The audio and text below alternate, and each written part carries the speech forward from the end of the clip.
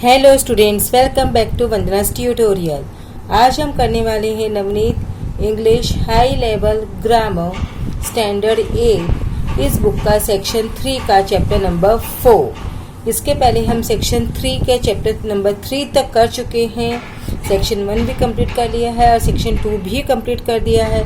अगर आपने वो वीडियोस नहीं देखे तो उन्हें जाकर ज़रूर से देख लीजिएगा। प्लेलिस्ट का लिंक आपको डिस्क्रिप्शन बॉक्स में मिल जाएगा और अगर आपको इस चैप्टर का पीडीएफ चाहिए तो उसका लिंक भी आपको डिस्क्रिप्शन बॉक्स में मिल जाएगा, आप वहां से डाउनलोड कर सकते हैं। तो हम स्टार्ट करते हैं हमारा chapter number 4, poetic language. In poetry the language used can be quite different from that of pros. It means जो पोएम की लैंग्वेज होती है वो प्रोज की लैंग्वेज से डिफरेंट होती है। प्रोज मतलब जो हमारे लेसन्स होते हैं, पैराग्राफ होते हैं, उनकी लैंग्वेज से डिफरेंट होती है पोएम की language. Sometimes spellings are modified. कभी उनके क्या करते हैं, स्पेलिंग्स मॉडिफाई करते हैं, मतलब स्पेलिंग्स चेंज कर देते हैं। Sometimes words are shortened. कभी वर्ड्स है उसको शॉर्टन कर देते हैं, छोटा कर देते हैं। Poets make such changes in order to keep the meter and rhythm of the lines. अब जो पोएट्स है वो ऐसा क्यों करते हैं? पोएट्स ऐसा इसलिए करते हैं ताकि वो जो पोएम है उसका मीटर और रिदम है वो बना रहे। In poems written in the olden times you will find words that are no longer used today। अब जो पोएम्स लिखी है पुराने ज़माने की, जो शेक्सपियर के ज़माने में जो पोएम्स होती थी, वो पोएम्स में आप ऐसे वर्ड्स फाइंड आउट करोगे जो कि आज के ज़माने में हम यूज़ नहीं करते हैं। वो जो वर्ड्स होते थे वो सिर्फ पुराने इंग्लिश में, पुराने पोएम्स में ही यूज़ किए जाते थे। उस वर्ड्स को हम क्या बोलते हैं? Archaic words. Old English usage. Some of the world's best poems were written years ago। जो वर्ल्ड की पूरी दुनिया की जो बेस्ट पोएम्स थी, अच्छी पोएम थी, वो बहुत साल पहले लिखी गई थी। When English was spoken very differently। और उस टाइम पे जब इंग्लिश होती थी वो आज की तरह नहीं बोली जाती थी, वो डिफरेंटली बोली जाती थी, अलग तरीके से बोली जाती थी। So you might find words in the poems that are not in use today. तो इस तरह की जो पोएम्स होती है, जो पुरानी पोएम्स होती है, उसमें आपको कुछ ऐसे वर्ड्स मिलेंगे जो कि आज के ज़माने में हम यूज़ नहीं करते हैं। बट आपको उसका मीनिंग्स तो पता होना चाहिए, तभी आप पोएम की मीनिंग को भी फाइंड आउट कर पाओगे। You have to know their meanings. उनकी जो मीनिंग्स है आपको पता होगा, तभी आप इंग्लिश की जो पोएम्स लिखी है उसका मीनिंग है वो समझ सकोगे। कुछ एग्जाम्पल्स हमको दिए हैं। दाई इट्स योर, दी मतलब you, thine it's yours, doth does, falleth falls, ere before, aught anything, art, canst, can, not, nothing, not, carest, cares. These are the old English words these are the meanings of the old English words. Thou lovest best. It means you are the person who loves the best.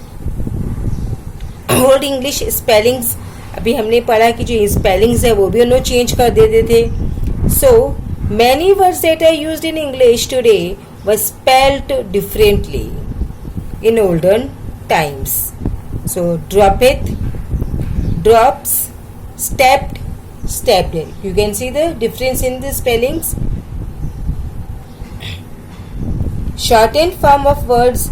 अब कुछ जो words है वो shorten कर देते थे, छोटा बना देते थे। So as to maintain an equal number of syllables in the lines. अब ऐसा क्यों करते थे? जो सिलेबल्स है लाइन में, जो लास्ट चैप्टर में हमने किया था, वो मेंटेन रहे। Poets would drop a letter from some words. Poets क्या करते थे, कुछ जो लेटर्स होते थे वर्ड्स के उसको स्किप कर देते थे, उसको ड्रॉप कर देते थे, मतलब they don't use that letter. This would be denoted by an apostrophe. और जहाँ लेटर को ड्रॉप करते थे वहाँ पे वो क्या यूज करते थे, एपोस्ट्रोफी यूज करते थे. Sometimes an entire syllable would be removed from the word. और कभी कभी क्या होता था, पूरा जो सिलेबल ही है वही वर्ड से हटा दिया जाता था, without any apostrophe to mark its absence. वहाँ पे लोग एपोस्ट्रोफी भी यूज नहीं करते थे.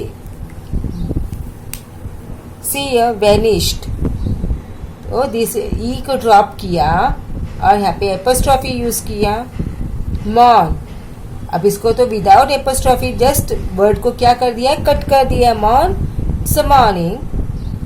This it is o'er over, apostrophe use किया है वी के प्लेस पे. Now will move to activity. Write the following as they would be written in present day English prose. अब यहाँ पे ओल्ड इंग्लिश वर्ड्स दिए हैं और उसको हमें क्या लिखने हैं, आज की ज़माने की जो इंग्लिश है वो वर्ड्स हमें यहाँ पर यूज़ करने हैं. तो फर्स्ट उन्होंने दिया है हमको वेट, तो वेटेरिनेरियन. नेक्स्ट इज हिप्पो, तो it's a hippopotamus. Rhino, rhinoceros. Thou, it means you. Ye, again it means you. Followeth, it means follows. Required, it's a shortened form, so e को drop किया है यहाँ पर, required. Flowed, again dropped.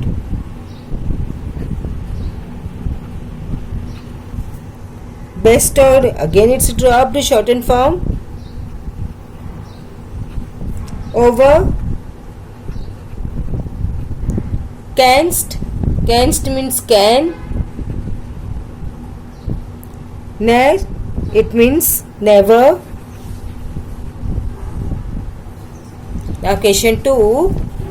Write the full forms of the following. One has been done as an example. I am. Second is I have. He, यहाँ पर he is भी हो सकता है बच्चों, और it can be he has. Depends on the sentence. If the bisons got a chill, तो if the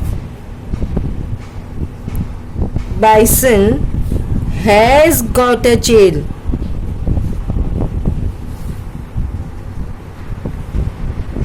Next, what's more? So what is more? What is more? Then last activity. Write the modern English forms of this following words. One has been done as an example. Whereon, it means upon which. Next is read, it means return. Dropped, dropped. Whereby, it means as a result of.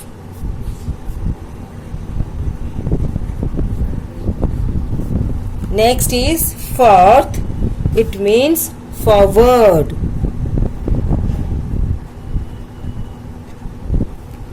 तो बच्चों इसी के साथ में हमने ये जो grammar की बुक स्टार्ट की थी वो आज फिनिश हो गई. हमने इसके सारे सेक्शंस कर लिए हैं, सेक्शन 1, सेक्शन 2 एंड सेक्शन 3. अगर आपको किसी भी चैप्टर में कोई भी डाउट है तो आप कमेंट करके पूछ सकते हैं, मैं उसका रिप्लाई आपको ज़रूर करूँगी. तो मिलते हैं नेक्स्ट वीडियो में न्यू टॉपिक के साथ. तब तक take care and keep watching Vandana's tutorial. Channel को सब्सक्राइब नहीं की है तो जल्दी से इसे सब्सक्राइब कर लीजिए। Thank you.